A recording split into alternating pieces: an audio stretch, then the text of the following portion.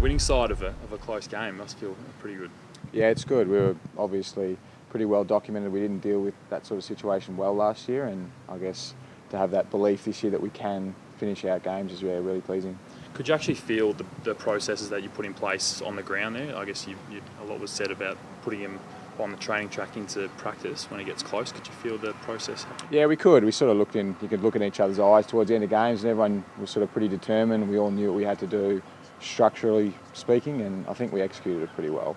And you ran out Port Adelaide off their legs, I guess, a team that's renowned for red time play. That must have been pleasing as well. Yeah, for sure. They've probably been the benchmark in, I guess, finishing games and their fitness this year. So we've had a really big pre-season as well, and we were really confident that we've got the running and the legs to sort of finish out games, and it was really nice to sort of prove that to ourselves. Gibbo, was that spoken about among the group during the week that Port was such a good running team, but that you guys had, the belief that you guys could also run out again? I mean, you're one of the club's best runners, but as a group, was that spoken about? It was, just briefly, that I guess not to be intimidated by it, because there was a lot of media about how good they were finishing games, and just to reinforce the fact that we've probably trained as hard as anyone over the pre-season. So just have the confidence that if it got into a tight game, that we knew that we could outrun them, and it was great that we proved that. And can you explain what was going on in the third quarter huddle when you really needed that effort, and Brad no doubt would have asked for that fourth quarter effort in that third quarter huddle? Yeah, Brad just asked for, I guess, what he asked for the week before, just a really good, strong effort from everyone, and I think we gave that. Gibbo, the leaders have been under the pump a little bit, but they stood up late again. Yeah, for sure. And it's more the second tier, supposed second tier group of guys who have come under scrutiny now and then, who guys like Ben Cunnington and even Brad McKenzie now is really looking like a genuine AFL player. So we had a really even contribution, 22 guys pulling their weight, and when we play like that, I think we're probably going to be hard to beat. How is it to have a guy like Boomer alongside you to stand up every week?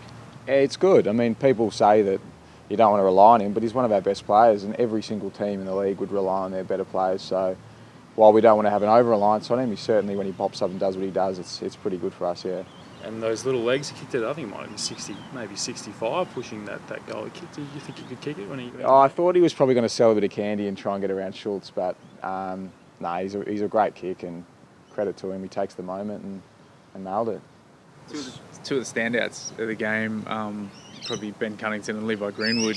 What do you say about their games individually? Well, Cunners, I guess, really stood up with the absence of Jack. I mean, he's just a contested ball beast, and he really showed why he's so highly rated, as he can win that contested footy and get really good quality clearances. And Levi's just a guy who's probably been just really biding his time, waiting to get back into the side, and he's just grabbed it with both hands. He was great last week and really good again yesterday. Swans this week, obviously they're starting to hit some form as well. Got to be wary of them. Yeah, they're a team that I don't think we've beaten in Brad's time here, so it's a really big challenge for us to travel and just continue on the path we have over the last few weeks and give it a red hot go. Did you notice Buddy's performance, kicking 4 goals, 20 odd touches? No, we didn't. I tend to ignore all that sort of rubbish, but no, I didn't. Hey, what about SCG for you? Have you had a look at that ground before? I've actually never played there, no. So a bit smaller, a bit more contested, but I think that probably suits our big ball winners like Cunners, and I'm sure Zeebs will probably be half a chance to get up, and Levi again. And so I think, yeah, that sort of game will suit us. Just with that, like individually, do you have to adjust your game style because you love to get out in the open spaces and run, where the smaller ground's going to be a little bit different for you, not as much space? I guess you still try and run as much and get to as many contests as you can, but I guess you just have to understand there is going to be less space, and there'll be less probably uncontested marks and less free-flowing footy, and we might have to adjust accordingly, but probably not substantially, I wouldn't have thought.